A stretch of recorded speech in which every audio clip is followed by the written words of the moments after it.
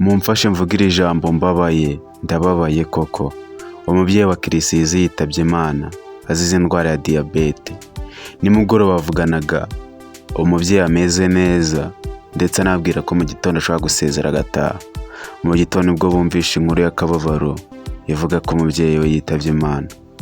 Ni inkuru yanditswe ku kinyamakuru igihe.com, nicyo cyanditse inkuru kibihamiriza. Ndetse na Junior Giti hari icyo yabivuzeho.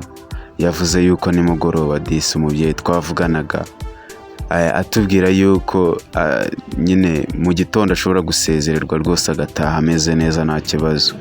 Mu gitondo nibwo bumvishe inkuru yuko byarangiye umubyeyi yitabye Imana. Ni agahinda gakomeye kuri Kirisizi.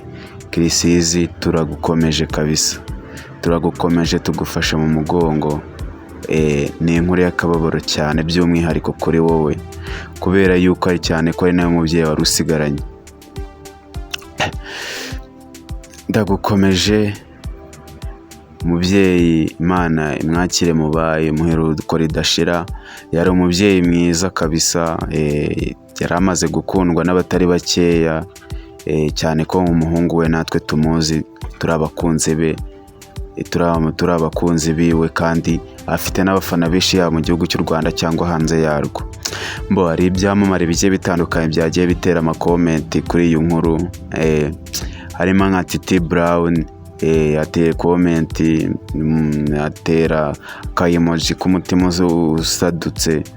Nyine abantu nyine byabakuye kabisa, n'ibindi byamamare bigiye bitandukanye cyane nka Rocky, Junior Giti na Nuze na uriya musobanuzi wundi bamwita Yanga, ni Yanga, ni Yanga. Hari n'ibindi byamamare bigiye bitandukanye nka Juno Kizigenza, Element, The Ben, bose bagiye batera ama emoji y'umutima usadutse. Ndumva nta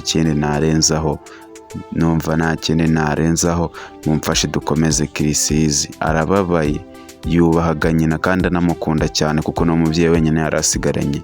Kirisizi turagukomeje. Rest in peace mama wa Kirisizi. RIP mama wa Kirisizi.